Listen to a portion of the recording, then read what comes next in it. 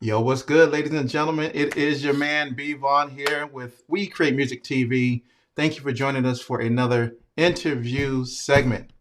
Today, tonight, whenever you watch it, we have a super talented, award winning, super talented singer, songwriter, entertainer, amazing individual. So I want you all to give it up for Amanie Illfated. Give it up. Thank you. Thank Give you. it up. Amani, welcome. Yes, thank you. Thank you for having me. Yes, how are you? Yes, thank you for being here. How are you? Yeah, I am doing wonderful. Doing wonderful. Me too. Yeah. I am doing fabulous. I'm doing great. Today is an amazing day. Today is the day I've been waiting for to get here since March 8th. It's finally here today. So Finally. finally. So people who've been watching the show, they all know I've been talking about this. I am an Apple user and I've been waiting for my Apple computer to arrive for an entire month. So it just got here today. Yes, Yes. Apple. Thanks for sending it to your boy. Oh, yes. So I'm happy that it's finally here and I get to play around with it after this interview. But anyway, let's talk about the real purpose of why we're here, which is Amani. So Amani, if you can just talk to us about how did you get started in this whole music world? Wow. So my first start in the music industry started was when I was 4 years old. We just came from Africa. I came off of listening to a lot of Kandabonga man, Congolese music, and just got introduced to Canadian music. And then one day I was in the living room playing lava with my brothers and my sister, and I saw Celine Dion on TV. I had no idea what exactly she was doing, but I Celine just knew in my Dion. heart that I needed to do that. Yeah. Mm. Yeah. Yeah, she probably was. You probably was catching her doing her live Titanic performance. You know. Oh, Yeah. yes. I think it was just Yes. before Titanic, but whatever she was doing, her voice was amazing, and she had the microphone and the diva moves. It was amazing. Mm-hmm. That's right. So where did you grow up? So you grew up in Toronto, Actually, I grew up in Saskatchewan. Saskatchewan. Yes. Saskatchewan, yeah, from Yeah, Saskatchewan. the warmth of South Sudan, of what's now known as South Sudan, to Mm. the middle of the cold snow winter Mm-hmm. of Saskatchewan. Mm-hmm. Saskatchewan, I've heard is it's cold. Oh yeah, Like it is cold. I mean like cold. Like when it's when Yeah. oh gosh. Like I don't know. Like how do you survive when it's that cold? I don't. Well, I guess I can get So, it, but yeah, well, trick number one is to stay inside. the best trick in the book. Yes. And then trick number two is to have all wool everything, including long johns. That's Mm, just how you have to roll there. yeah, because wow, I don't know if I could do that. So for you was that like your moment, like when you knew at that moment, this is it. I am going to be a singer, and I'm going to do it just like Celine Dion. Yes, Wow. I knew that very moment. It was like, all the decisions I look back on, that was the one decision that I was 100% committed to. Wow. At the age of 4. Yes. Yeah, For can you I don't want to be a nurse. I don't want to be a doctor. I don't want to be a policewoman. I want to be a singer.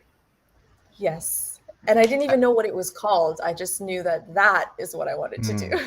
Because you heard that angelic voice and you was Yes. like, that's it. That's it. That's it. Wow.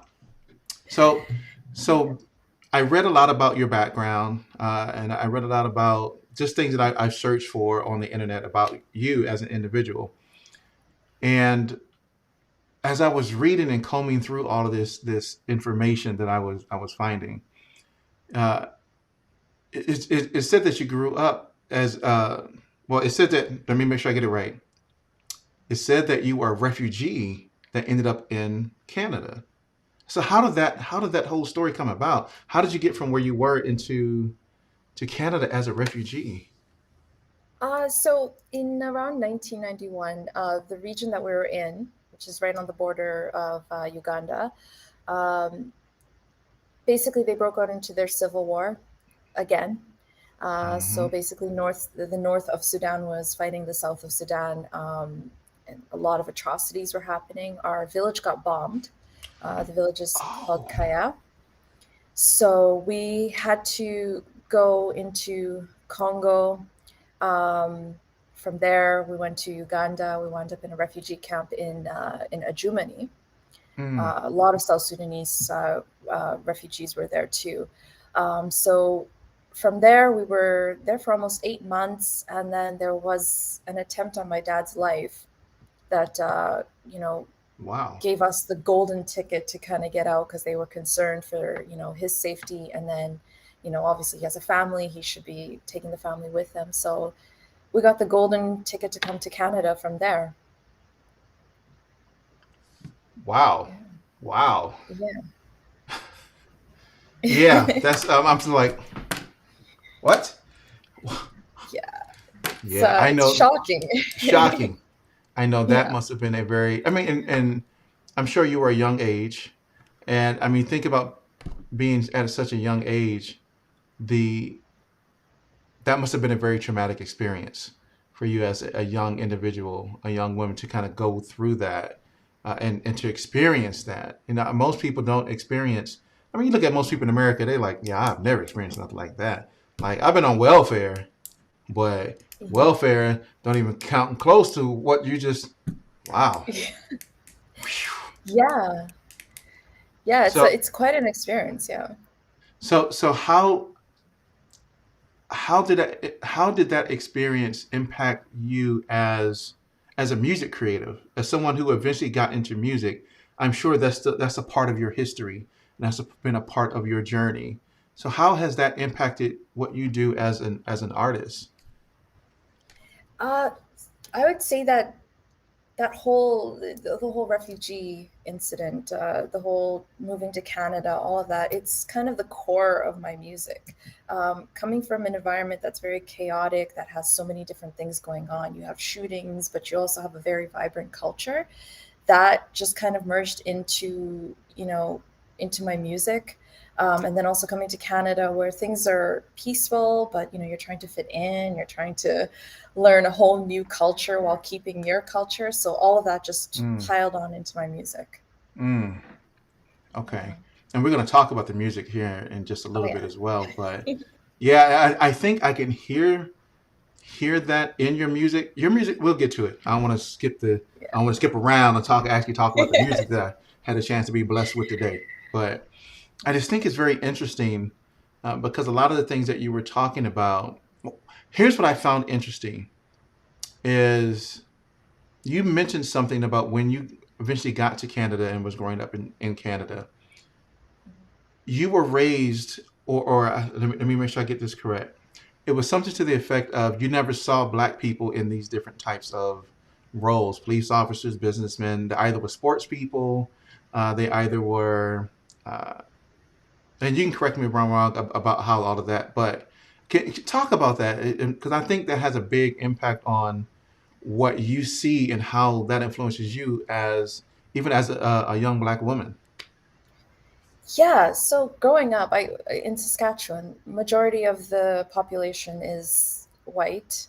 Um, So me being like the only black girl in school sometimes, or we're the only black family in, a 100-kilometer,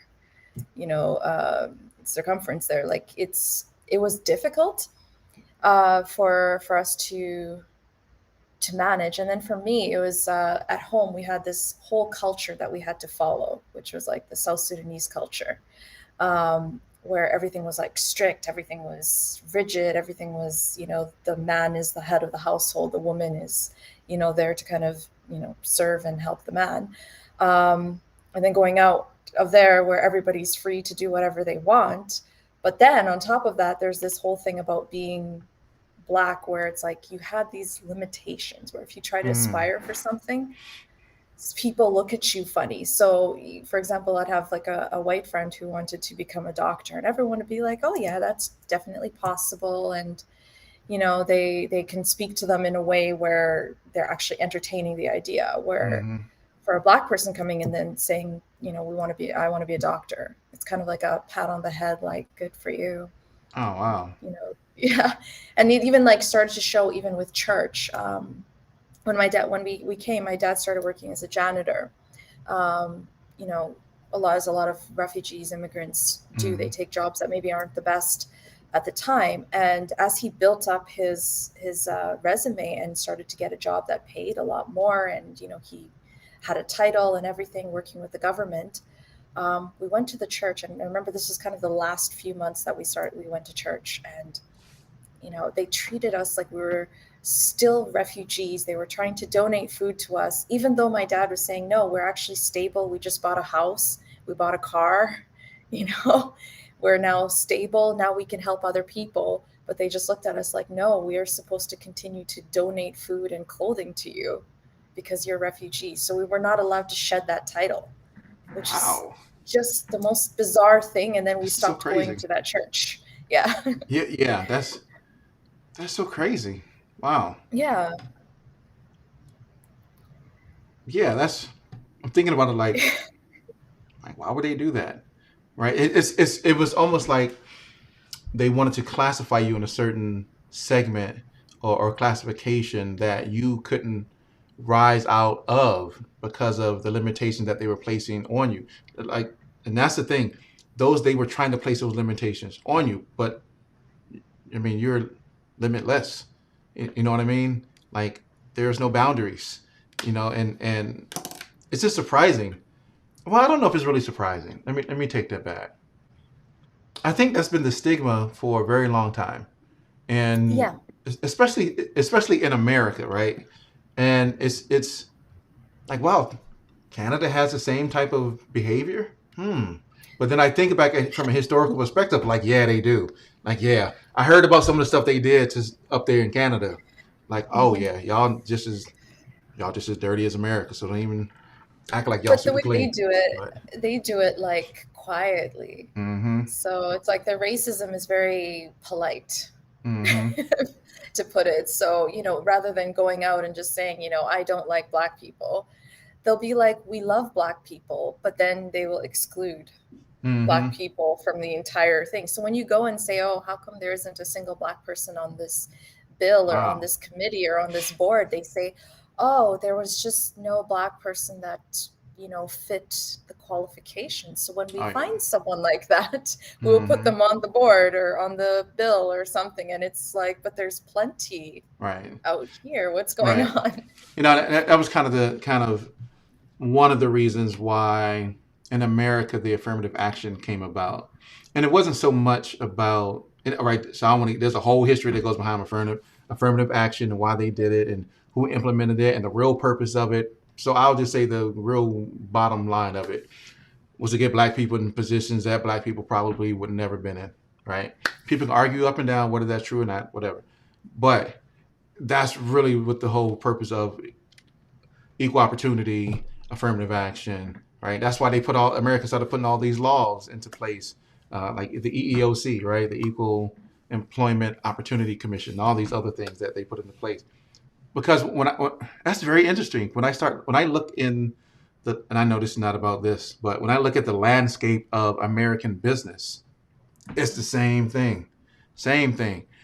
The workers and the middle management you can have a middle management position that's great. You can be a vice president, but you will never be, and that's so sad that I don't even want to say it that way because it's not true. But that's the way that it's perceived that you couldn't be the CEO. So when I look at a lot of organizations that have, uh, their structure, I rarely see people of color in those positions, and it's like, Yeah. why not? They're super qualified to be in those same positions as well. But it's the same thing. We love you, or at least we let you perceive Yeah. that we love you, The but we don't want to quotation include you. marks. But we don't want to include you into these positions where you're going to be making, decisions and impacting a lot of. No, we don't want to put you in those. But anyway, Yeah. I think that's interesting. I mean, do you think that had an impact on your music at all? You trying to step out into that world and be an artist? Yeah, it had actually, it's interesting. It had a positive impact on me and my music and just who I am in general. I just remember hearing my dad's story when he, moved from a janitor to suddenly he was the supervising lead of an entire team. And before he got that role, um, there were all these people talking. The majority of the workplace was white, and they said they didn't want to answer to a black man. And I just remember hearing that and thinking to myself, like, okay, but my dad worked so hard. I saw him reading books. I saw him, reading books that he didn't need to read even for his position, but he thought that maybe there's some education, Mm, something in there that he could use to get into a higher position. So I kind of took all of that, ethic into my own hands with my career as well. So I wanted to learn the production end. I wanted to learn the business end of music. I wanted to know as much as possible so that I can be overqualified for the position, you know, mm, because I already know what the competition is going to be. Everyone's going to be saying this, everyone's going to be saying that. I may lose roles because I'm black. mm. So that's how I just kind of approach not just music, but also life in general. Right. That's such a shame. Mhm. And It so is. I'm sure, right? And I've had many conversations with women in music, and they all kind of have some of the same similar things that have come up, right? So for you, as an example, talking about what you just mentioned, okay, of course, being a black woman, but I've talked to all races of women. Well, there's only one race, but I would say all shades and colors of people, whether they're black, white, brown skin, it doesn't matter. But they all kind of share the same similar type of story that comes with it, and it's the fact of it's not racism in the music industry. It's pretty much inequality in the music industry, Yeah. from being a male, you being a female, right? I mean, how have you dealt with that? How have you dealt with that inequality in this business when it seems like males get ahead and females kind of get dogged? Or I mean, there's a whole lot of stuff that kind of, I guess, goes in there, which I 100% believe is unfair. But how have you dealt with that? For me, I'm still in the process of learning how to deal with it, but some of the stuff that I've just kind of, you know, done is just understand that, yeah, this is the reality. So I just have to navigate around it. Um, Me being like, I understand the production end of music. So, sometimes I'll go into studio and tell a guy that I need something like this, and I'm using the right, correct terms for it. Hmm. But the person still feels the need to like tell me I'm wrong, which is like, okay. So, you can Ah, accept it and be like, right. okay, fine, maybe I was wrong, and I'll just say that. And the next thing you Mm, know, they're mansplaining something to me, and it's like, okay, that's wonderful, but that I also took the same courses that you took. hmm. So, but still, it's never enough. So for me, I just decided that like it's Wow. better to just stay away from those people. The moment Yes. you start to feel that this person is just in the way, then just back away. If you have to deal with that person, then usually what I would do is I'd get a friend, usually an older friend, an older woman or a guy Mm-mm. to come in and just kind of like ask the questions and mediate and kind of figure out what's going on. A majority of the time, when there's a discrepancy like that, it's just ego, you know, Mm. it's the A, person's ego a acting lot of up. his So, ego. A lot of his ego. yeah. How do you know more than I do? How do you know what a reverb is? How do you know what a compressor is? Like, wait a minute. You're not supposed to know those types of things. You're supposed to just write songs and sing. And it's like, Yeah. no, I know a whole lot more than you think. I think that is so sad. I think that is so sad that Yeah. it happens.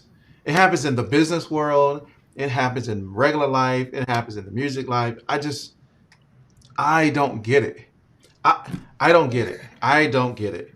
But I understand that people are weak, right? And that's how their weakness can be shown, by doing that type of behavior and those type of actions. Shoo, I know most people go. People ask the question,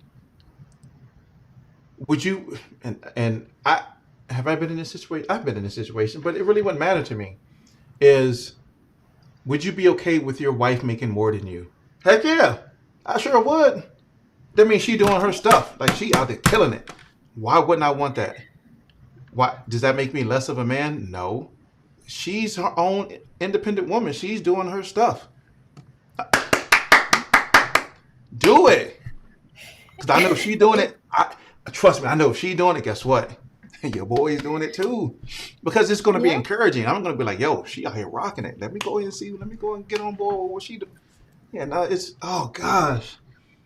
You have no idea how much that irks me so bad. Like, ah, It's man. all ego. At the end of It's the all day, it's ego. all ego.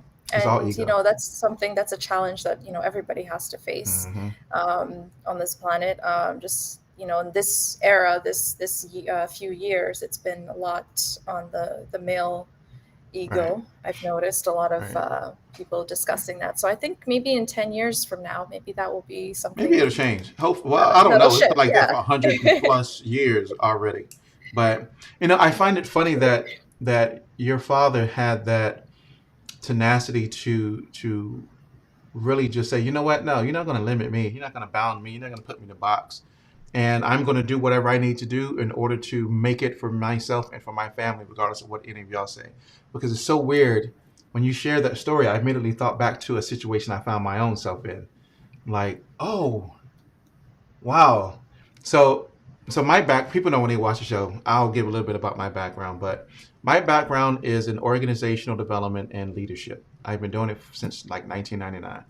And so I have gone around the country and I've trained CEOs of Fortune 100, Fortune 50 organizations on how to be effective leaders and how to lead teams effectively, right? So that's what I did or still do. It's not that I still do that in my job That's today. So, but there was a point in my life when I was questioning my own competency because of the people that I am now talking to CEOs of organizations, and there's all white guys, right? And I got to a point, I was like, why do these white guys want to listen to me, a black guy? And I was like, oh, and that really hit me like one day, it just, why do they want to listen to me? They're white. Like, what would they learn from me? They're probably looking at me like, what this black guy got to teach us? But once I got over it, because I got over that. But once I got good. over it, it was like, oh, here's why you need to listen to me. And after that, oh, there was no, we don't need to listen to him, or at least the perception that I was perceiving within myself that they didn't need to listen to me because I showed them why, and I continue to still show them why today. But and so they're like, yeah, give us what you got. We need what you got. But I just find it interesting. I wonder how many other brothers and sisters out there that feel that way or have that uh, type of, I don't know if it's imposter syndrome. I don't know if I would call it that, but it's that, I don't know. It happens in the music industry all the time, right? It happens all the time, and I see people who do it, and it's like, one, don't worry about what other people are saying about you and how they're judging you. Be you. Do you. Learn what you need to learn, so that you can be the best person you can be, the best artist, music producer, whatever it is, lawyer, doesn't matter, that you can be. Learn what you need to learn and go be the best at that. But people will try to limit you. People will try to put you in a box. And it is because of their own ego and it is because of their own weakness as an individual. So, yeah, so enough of that. But I was just Oh, you interested said to, it. You said it really well, though. You said it define. very well. Yeah, y'all know y'all. I'll tell them y'all weak. Stop being like that. Y'all got that SWV. No, stop.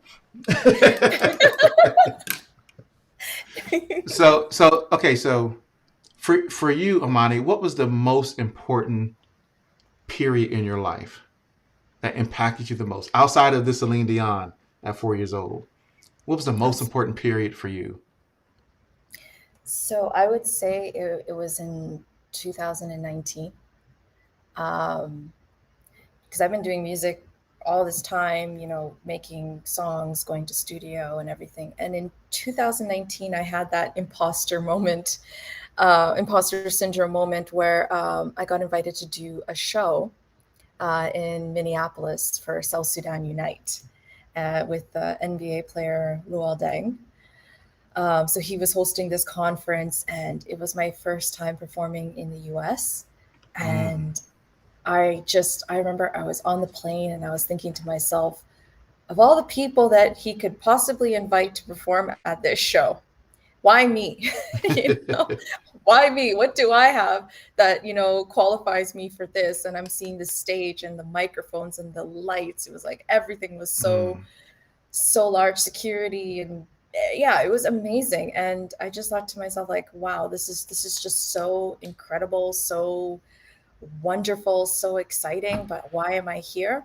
mm, And I had this conversation with him, and we started talking about like the status of South Sudan, where it's going, and the reason for the conference to take place. And I just realized, you know what, this is deeper than what even me. It's deeper than me.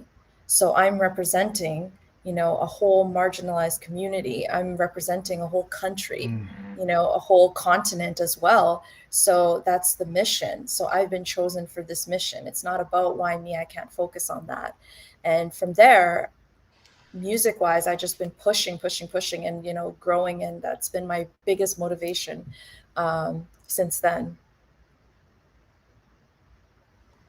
That's good. Sorry, I got stuck. You got stuck. I Okay. did. My my wire got stuck on my watch, and I was like, I can't switch Oh back. no. I can't switch back. Wait. No, I think that's one that had to be an insurmountable amount of pressure. That walking out in that, was that your very first type of live performance in that type of setting?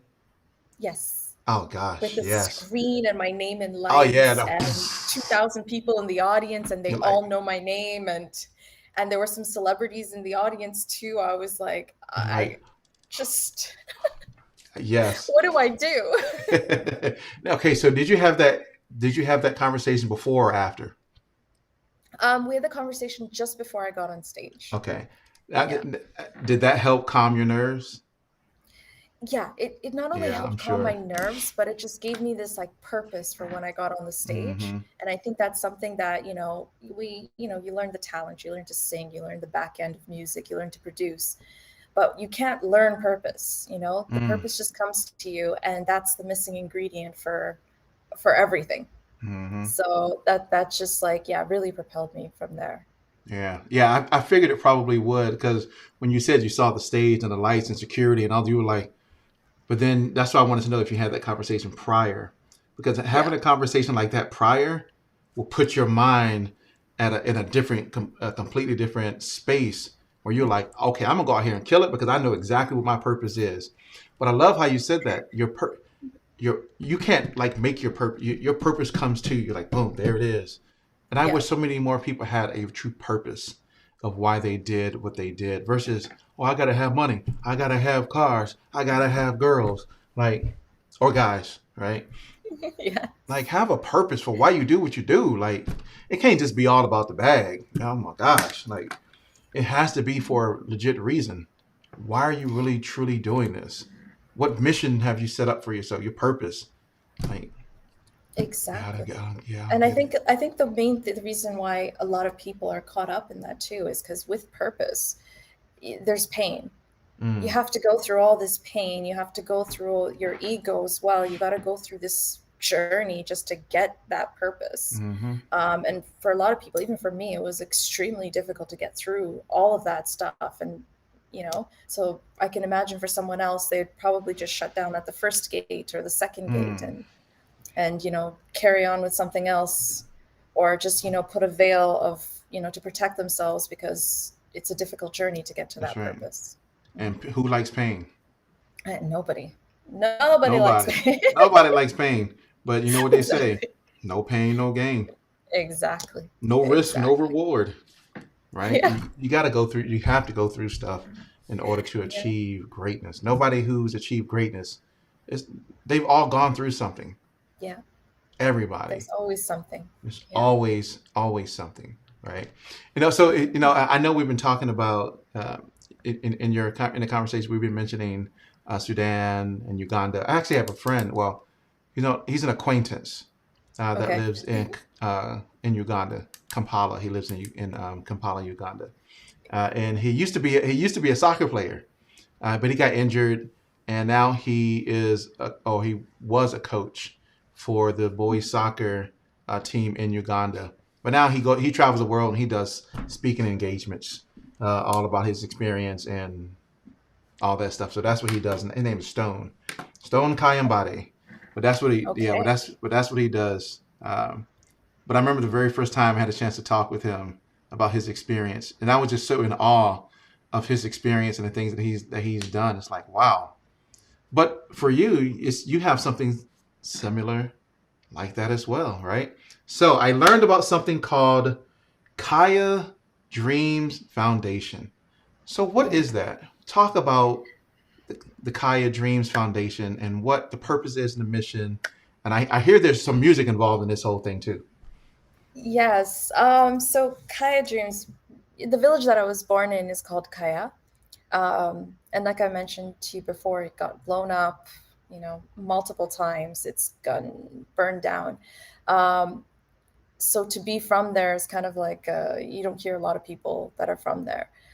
So when we came to the refugee camp from Kaya, um, basically we got the ticket to get out of the refugee camp, and I always just thought, like, we're leaving a lot of people behind. There were children that didn't get the opportunity that me and my sister got, or my dad got, or my mom got, to go to another country and be able to build their dreams and to be able to get the education that they need, just to even get the tools to start what they want to do. So I started the foundation to help children to get into educational programs, to get into school, and to basically build their lives from there. So that's where the foundation comes from. And with the music, it's I also would like to be helping children with music, people with music, in South Sudan. So while I was in South Sudan recently, I was going around working with different musicians, working with different producers. So I wanted the Kaya to be kind of the mission, Mm, thinking about one person can come from a tiny little village and make an impact on a whole entire planet. So mm, that's where it comes from. that's right. Yeah. I love that. I love Yeah. that because I think that is so awesome. That is a way to live out your purpose and Yeah. to impact other people's lives. That because you may have found yourself in that situation Oh, yeah. prior, right? And so now you want to give back and now you want to help those individuals be better and maybe get out of that same situation as well. So kudos to you. When I read that, I was like, oh, and like it reminds me of what Stone was doing with the boys. Um, Yeah. and so that's awesome. That is so awesome because even with the boys that he was working with, a lot of them went on to be national football players, right? And so for all of you, of course, it's soccer, right? It's not like Yeah. football over here. It's actual soccer, It's different. right? What Yeah. we call soccer and football for them is the same, but our football is different. But and that's what he was doing. And so, but he was teaching those boys how to be men, not how to be soccer players. And that's what I admire so much about what Stone was doing. I mean, he Yeah. took the fatherless, he took the homeless, he took the kids on the street that were bad or presumed to be bad, and some of them were bad, but he gave them purpose. And Yeah. that's what I love about what you're doing with Kaya Dreams is you're giving them purpose. You're giving them a mission. And I think that is hands down. If nothing else out of this interview, hands down, that's the best thing. Oh, The best thing. Yes. yeah. Yes. Yeah, you're right. It is giving them like a mission. And honestly, when I went, we actually put 5 kids into school in Kampala. That was in January. Kampala. And going into the refugee camps to select the children, it was difficult to see, the Mm. circumstances that they're in then. And it was just also like life changing to see how the environment is, and then to take them from there and to watch them even walk onto the school property and know that this is now their new life, this is now their new opportunity, and just to see the looks on their faces when they're just ready to do what they need to do. I remember one of them, his name is Gatmai. He sat me down and he's like, I promise I'm going to do good. And I was just thinking to myself, like, you don't even need to succeed in the school if you don't want to. Just take any opportunity you have here. It's not really about getting the best grades in the world. It's about living free and building yourself and becoming the person that you want to be. So yeah, what you were mentioning was definitely making, people into men, into women. That's the main Hmm. point. That's right. So once again, kudos, shout out to you. But I hear there's some music that's coming out of there somewhere, and so I'm interested in hearing the music that comes from what you're working on with Kaya Dreams Foundation. So, Yes. so speaking of music, I Hmm. had a chance to listen to some music. Right. Okay. First of all, this is what I got to say.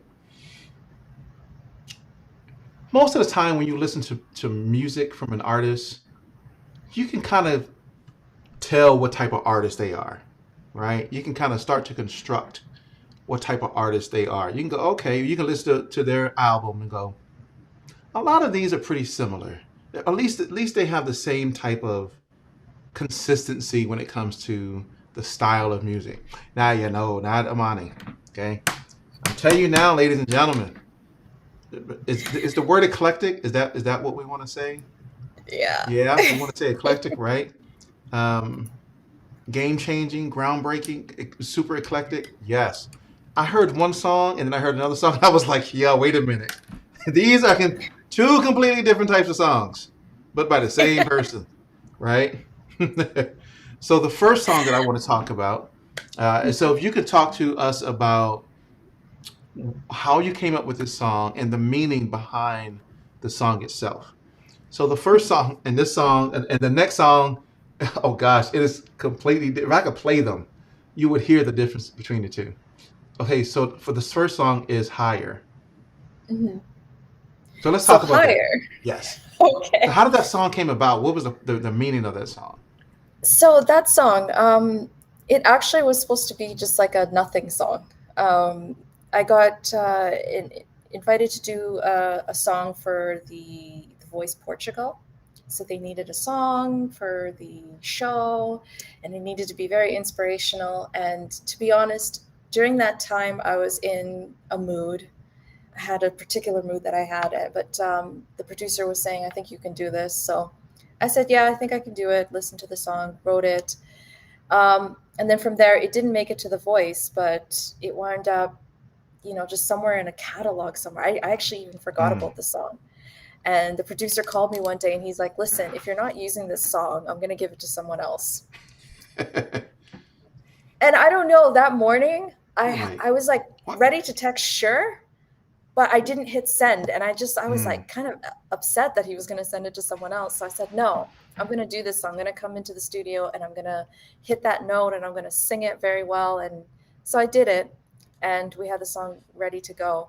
And I thought, okay, you know what? This thing doesn't fit anywhere. I'm not going to release it after all, but maybe we can just keep it as a secret song here and there. Mm. And I fell into the terrible, terrible depression and was hospitalized for about 2 weeks Oh in wow. December of 2020. And during that time, I was still trying to rebuild myself, get myself back up. And I remember just listening to that song, and I'm like, this is exactly the song that I needed to hear right now. And it just wound up, helping me through that depression that I was going through. Yeah, wow. I think about that. It was a song that you created. You were going to do nothing with the song. And all of a sudden you were like, no, I'm going to come and do it. And it was a song that helped you deal with the things that you were going through. And how Yeah. often do we find ourselves connected to a song, whether it's something that we created or something that somebody else created? But those songs help us get through certain periods in our life, whether we're battling depression, whether we're battling anxiety, or some type of issue that we may be faced with. But Yeah. your song got you through what you were dealing with. And depression is real, people. Like it is no joke. It can hit anybody at any time, at any age, anywhere, for any reason. So I love the fact that in the was it in the video? It was in the video. You put the number to the helpline. Was it in the Yes. video, or was it in the live performance video?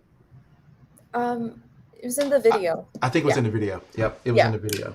And I was like, Hmm. kudos. I like that because anybody that may be battling with that at that particular moment, because you never know how people find songs when they listen to songs, how people hear it and connect with it and go, I'm glad you put that there because I was just at the brink of whatever that may Yeah. be. But your word saved me, and then I saw that number and I called it. Like I think that's just yeah. Yeah. But how dare he Yeah. say he's going to send it to somebody else? But you do know that happens all the time. That happens all You the know time. what? I think it was words of encouragement actually, because I think he Mm, knew that. Because I don't think he actually really sent it to the other person and entertained it. I think he just thought that he was going to say this just to get me out of bed. mm. Like if you don't do something with it, I'm gonna send this over to the other person. They gonna make it a hit. Yeah. What? Oh nah. I was like, I'm gonna be Like, oh there in nah. 1 hour. I was there in 1 hour recording it. Like, and I'm gonna make it a hit. Ain't nobody else Yeah, gonna do it besides me. Good. exactly. That was the feeling that I got listening to Higher and seeing the video itself.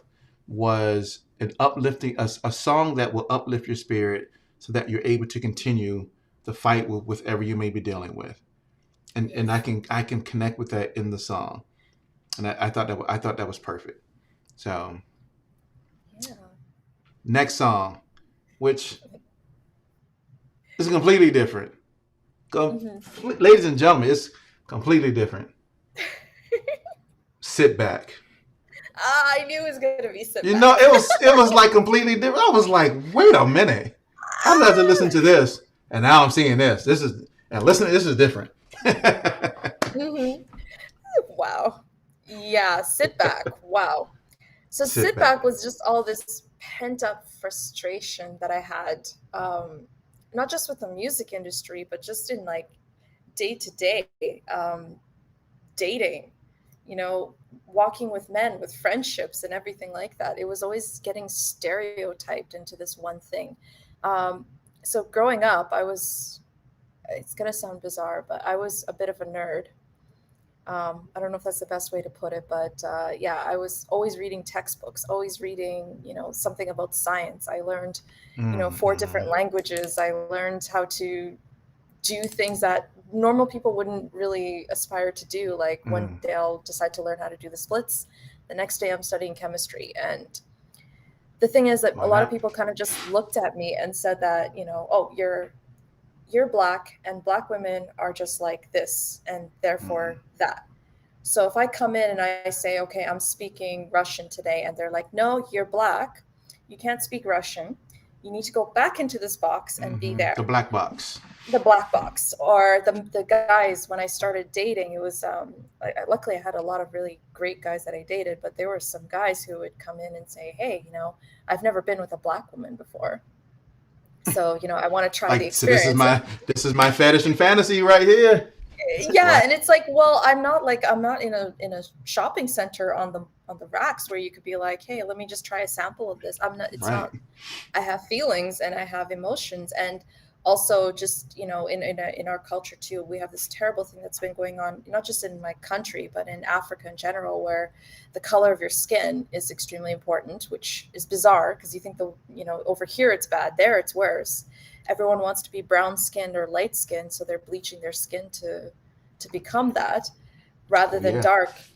And for me, I've never bleached, but I get accused of bleaching Mm. from Africans, and then from Americans I get accused of being too dark and Too too dark. this. Right. I'm not South Wow. Sudanese because I don't have dark skin. So I was like, what is going on? What is the image of a black woman here? Mm. What is a black woman allowed to be? And in that song, it was just, when I first heard the beat, I was like, this is exactly what it is. And it's just, I think black women are powerful, are strong, are capable of That's being right.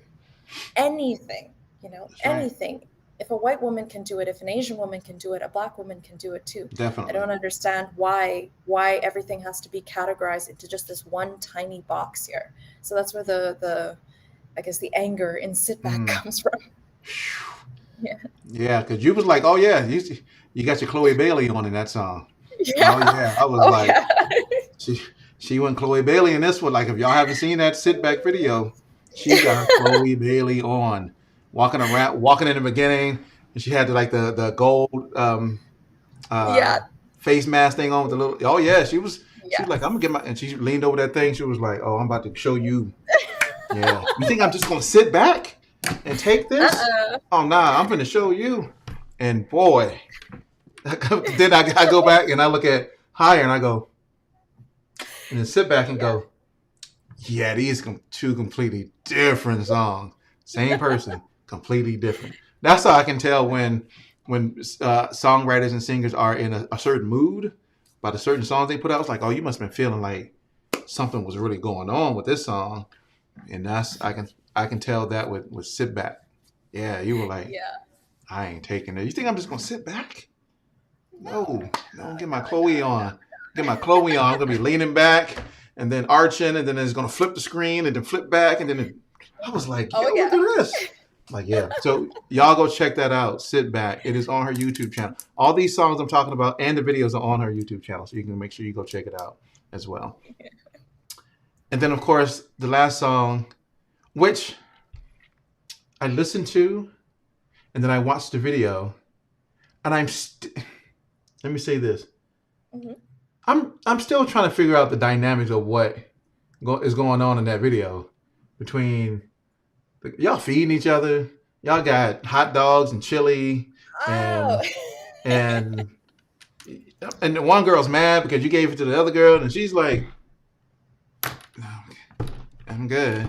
And then you go, "Okay," then you give it to her, and she's like, other one's like, I'm like, what is going on in this video? Okay, so talk to us about "You Will Never Know" and the meaning behind that song.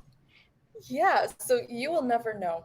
That one is something I think I've been wanting to do a song like that since I was a child. Um, so growing up, back to this weird paradox of I was too African to be Canadian, but I was too Canadian to be African. So I never fit in. If I go to the African community, they would be like, you're not one of us. You speak too Canadian English. You're too much of that. And yeah, you look too much like them and you walk too much like them. And then go to the Canadians and the Canadians like, but you're black. You're African. You're not one of us. Mm. So I didn't fit in. And so I kind of found myself in between there and found my own ground of, how much African do I want to be? I'm still going to eat my asida with my mullah, whatever I want to eat. But, I'm still going to wear the clothing, the kitenge. I'm going to wear all of that stuff. But I'm going to also show up at Canada Day with the Canadian flag, and I love Canada as well. I love America as well. I love the culture here. It's kind of fused into my identity. So that song is basically saying that I am both. I'm fully capable of being both. I'm not just a girl from Juba. I'm also a girl from Toronto. I'm not just a girl from a village. I'm also a girl from a metropolitan city. Um, I'm not just African. I'm also Canadian in a way. Mm-hmm. So, and in the video, so there's the food in there. There's Mm-hmm. the beans. We call it ful, and then there's the asida. So asida is very similar to fufu. Mm, okay.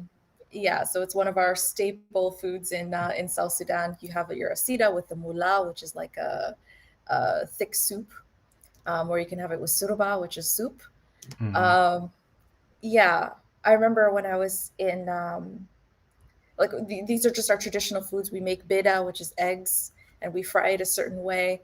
When I first came to Canada in kindergarten, my first day at school, my parents packed me a sandwich with the eggs, the beda in Mm-hmm. it, and it was made just the way the South Sudanese make it.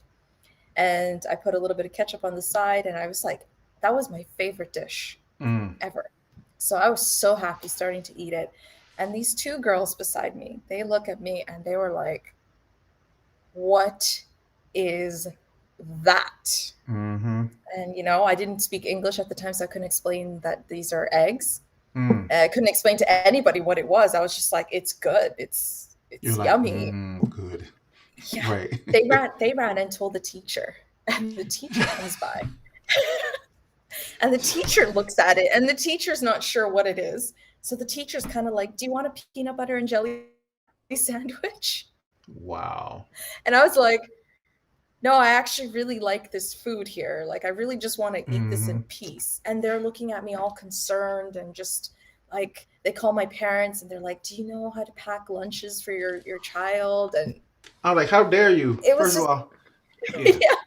You call me, ask me Yeah, that. so in the video, yeah, in the video it's that dilemma. So you have Wow. the African girl who's, she's Hmm. into asida and fufu. She's not into a hot dog, She Right. doesn't want that, She But didn't then want the the other hot girl, dog. she's like, no, no, she wants her fufu, her asida, her Right. mullah. She wants all of that. And Because the other girl, she's like, yeah, she's like, she's not playing. yeah. Whereas the other girl is not interested in looking at, the asida or, Hmm. anything African. She's like, hot dogs, chips, this is Canadian food, and I'm gonna stick with this here. And Such a yeah, shame. I've always been caught in between. I was always in between with that. I had the friends on this side and this side, and it just never worked. Wow. So the video was just basically encompassing that. Mm. Yeah. Mhm. Imagine, kudos to you for showcasing that in your video, and how many people may go through something similar like that, right? When you're dealing with, maybe from a culture perspective, or it could even be a racial perspective, right? It could be, you know, a black guy who's married a white woman, and it's like, there's all these Ooh. different cultures, and trying to, blend those together, and there's just all types of things that people may find themselves in, based upon those, I'll say, not so much stereotypes, but just from a Mhm. cultural perspective, right? And it's like, no, I don't. Yeah. You're not supposed to be that. You're not supposed to do that. Like when they say black people don't ski, it's like, Yes, they do. yeah, oh, yeah, okay, this black guy doesn't ski. This is You're not gonna find me in skis anywhere, any skis. But there's plenty of black people who ski. It's not yeah, just like a plenty. white activity, or black guys only play basketball. Like, no, there's a bunch of white. I mean, the majority of black people play basketball. When you look at the Yeah, teams, they play basketball. But once again, it but fits it's into fun. that stereotype. But it's both, and I Mhm. don't think people really see that or understand that. Or I think they do. They see it. They just may not want to understand it, or they may not even want to relate to it, because they just figure that's just how that's what black people do. That's what white people do. And it's like, no, why Well, can't it's we do also all of it? I feel like it's the easy way out. Mm-hmm. It's the easy way out because, like, for me, I remember when I started learning Russian. I think this is where the dynamic where I realized, okay, maybe there's something that's I'm missing here. Um, Mm-hmm. I would speak Russian. I'd greet someone in Russian, and they would look at me shocked, just like beyond shocked, like their mind is completely blown, and then they cannot speak back to me in Russian. They have to speak back to me in English because in their mind it's been programmed that this person does not speak Russian, and it takes Mm-hmm. them. I remember some of my friends, it took them weeks to be able to even respond to me in Russian or speak to me in Russian because it was just too much for them to understand. Mm-hmm. But the one thing that came off of it was that I wound up becoming closer friends with them because what they said was that you learned our culture. Mm-hmm. You learned how to actually speak it, even if it's only a few sentences, even if it's only that you know which city is where Mm-hmm. or how to pronounce our names properly. The fact that you took the time to learn my background. And then what Mm. I found was they were also returning the favor and asking questions about South Sudan, and they wanted to know at least the greeting. So I think for some people, it's just the easy way out is just to say, oh, no, you're not fitting into my world here. I Mm. don't want you here. Mm-hmm. Whereas I think it would be really interesting to see if people would just, go and explore and say, okay, you're from a different culture. So what should I know Right. about your culture? How do I say hi? How do I pronounce your name properly? What's the capital city of your country? Something like That's right. that. It just really opens up the dialogue. So how does that play itself within music? How does that how Mhm. Yeah, I'll ask it that way. How does that play itself in the music industry, in the world that you're in? Ooh, so the way it plays is that me doing pop, me doing rock, me doing opera, whichever genre I decide to do that morning.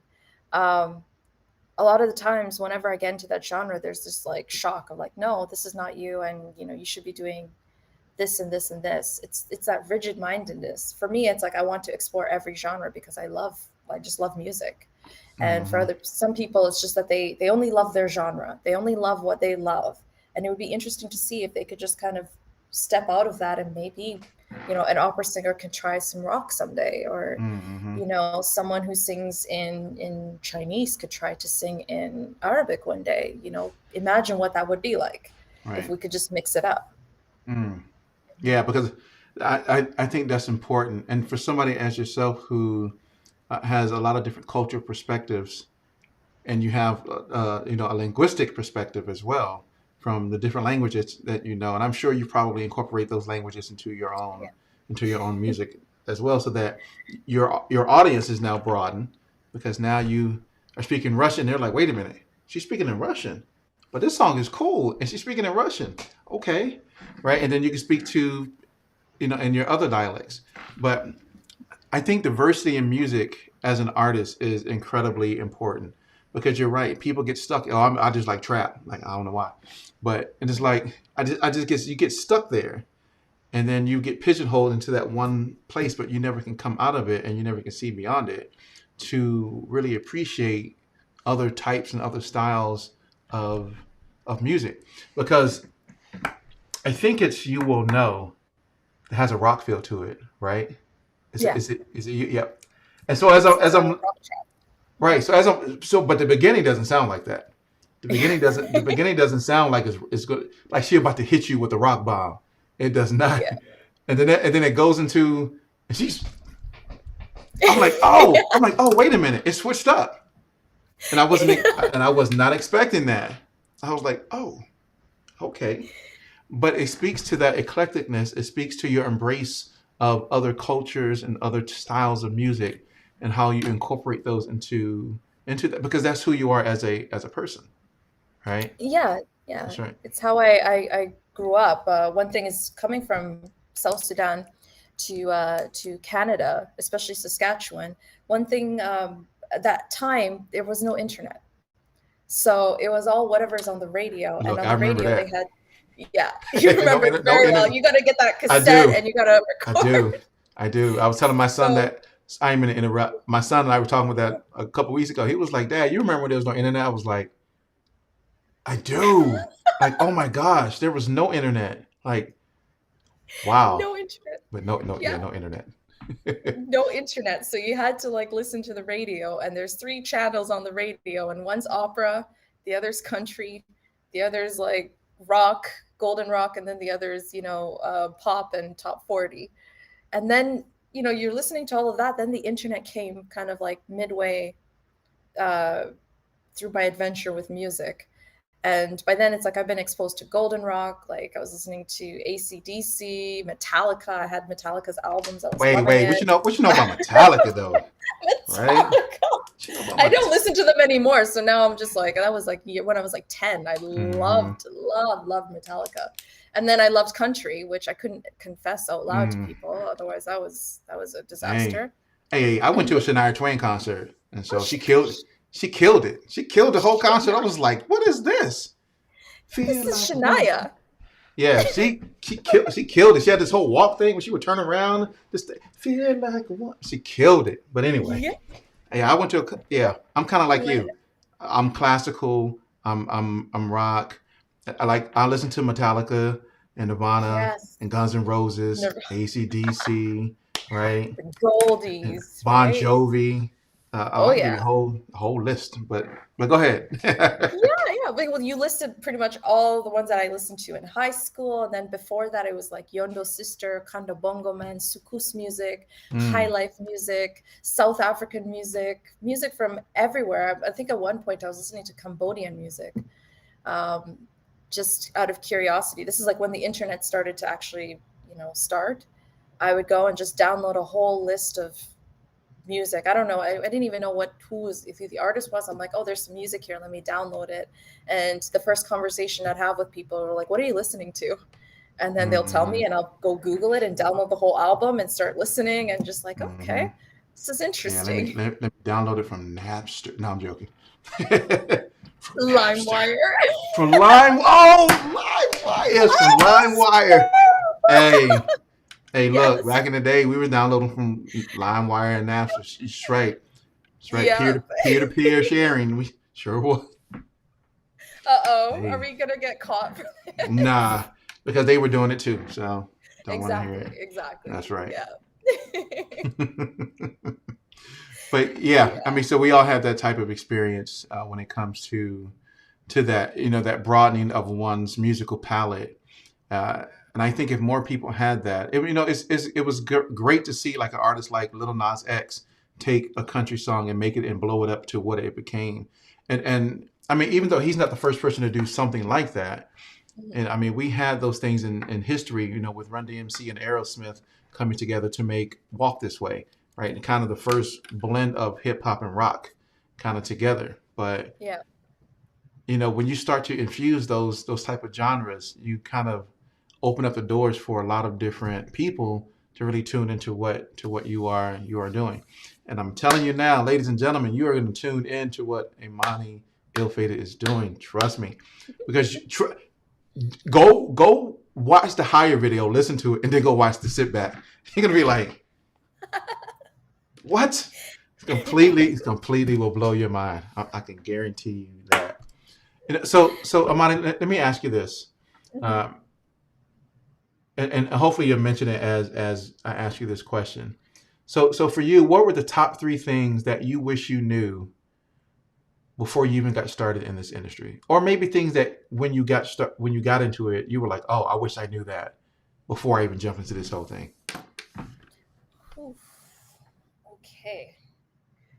So I think the one thing that I wish I knew was how no, that one would be the second thing. The one thing I wish I knew is how much support you're going to need. You're going to need a lot of people behind you. For me, I did a lot of this on my own, and I've been trying to kind of like push my career by myself. And it wasn't until I realized, like, you know what, I need to change up my friends because these friends are not supporting, get away from the family because family's not really supporting. But, in the industry, you're literally in a business nonstop. You are a business now. You have to show your face of like, I am the artist, I'm the, presenting something. I am the product in a way. And a lot of the times people aren't going to speak to you like you're human. People aren't going to, actually have your back for real because all they see is that image that you put out. So you need to have people who are behind you, who see you as a human, who can be by your side as a human, not as a, manager or as a, someone who's trying to get something for you. You need that like emotional support.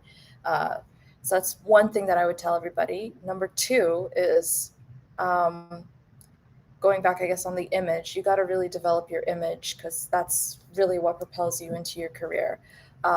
So you got to build your persona, build who you are, uh, preferably before you get into the industry. But you got to really develop that. And then three, if you are not going to be persistent, if you're not going to be tenacious, if you're not going to keep pushing and trying, and you're going to pause for 11 months and then work hard for 1 month, don't do it.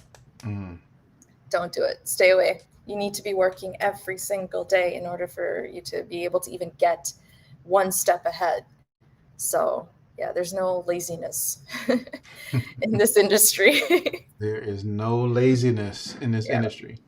That's Mhm. right. You gotta work. You gotta work your tail off Oh yeah. if you truly want to make it. It's not a, oh, I just go to sleep one night. I make a song. I go to sleep, wake up, and it's the biggest song in the world. It doesn't happen that way. And No. I think people do think it happens that way, but it doesn't.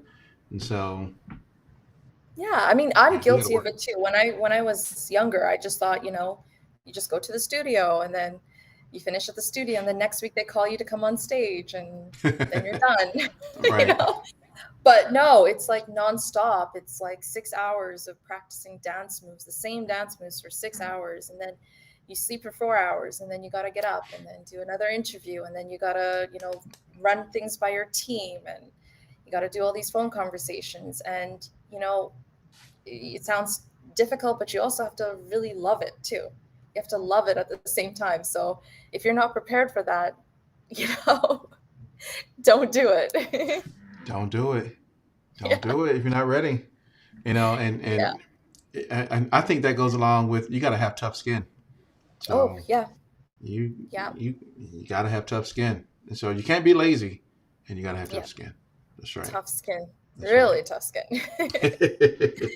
So I hear there's an album on the way. Something by Yeah. the name of Divine. Hmm. Yes. Yeah. So Yeah. talk to us about the new album and what can we expect and when can we expect it? Yes, so we're aiming for an early June release. The Oh, it's album 2 months. Divine. Yeah, 2 months. It's It's I'm ready to go. really Let's I go. want to release it tomorrow. I was Let's talking to go. my team today, and I just like, you know what? Let's just drop it. Let's just drop it. Yeah, but I want to make sure that it's like at the top best quality Mm. possible. But the album's called Divine. It honestly, it was 3 years of thinking about how to make this album during pandemic and everything, and I was stuck for ideas, to be honest. I think some people, like Nicki Minaj was mentioning that she was also, stuck and had no ideas for albums and everything like that. So I had my Nicki Minaj moment, and then I got offered this trip to go to South Sudan back after 30 years, and the moment I got on the plane, so many ideas, so many thoughts, so many sounds just came into my head. And the album was written in like less than a month. Um, so Yeah. the album contains all of that. And I would call it kind of like the self realization album. Mm. Um, it's got a mix of literally everything, the genre mix that that you mentioned before, but also Hmm. it's mixed in with more Arabic juba. I know a lot of my fans were saying, "Hey, you should do more of your traditional language," and so I decided to put that in there. Talk more about the experiences in Africa and experiences in Canada as well. So I'm so excited. I can't wait to release Hey, it. we can't wait either. So let's Yeah, go. Drop it. Drop it tonight at midnight. Let's just, you know I what? would I'm love dropping it. I'm to. dropping it. But sometime in June, we can Yes, expect a new album by the name of Divine by Amani yes. Illfated.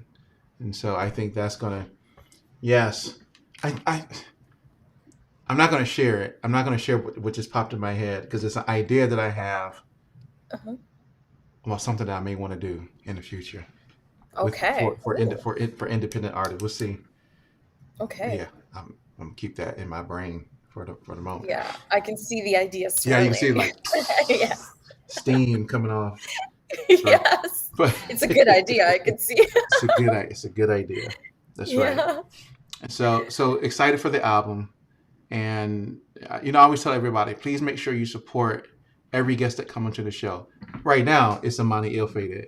So please make sure you check out her music. Please make sure when Divine drops in June sometime, she's going to give us a date whenever it comes. We're going to see it on Instagram, something. We're going to have a date. And then we can know, we can pre-order it, I'm assuming. And then it'll Yes. be available for everybody to go and purchase and to support, which I think is going to bless you, especially if it sounds like what I heard.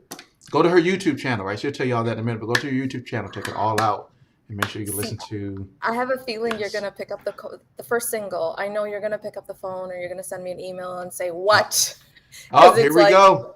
Here we way go. off. Here we go. Can't wait. Can't wait. Yes. That's right. Yeah. So, so Amani, tell people where they can connect with you and find your music. Besides YouTube, I mentioned YouTube, but I'm sure there's other places. Yes, so everyone, you can connect with me on Instagram, Facebook, on Twitter, pretty much all the social mediums out there using the handle Amani Illfated. So I think you can see it down there on the screen, but it's Amanie space Illfated, just in case you're listening in. So you can find me again, all social media, Instagram, Facebook, YouTube, and you can also find me on Spotify as well, Apple Music, all of the streaming platforms. Yeah, y'all make sure y'all do that. Yeah, you know, I better Yeah. go do that. Support independent artists. They are working Yes. hard. They don't have the backing of a major label. Support independent artists because we are out here paying for everything. So Yeah. support. Make sure you buy whatever. Don't LimeWire and Napster, right? Yes.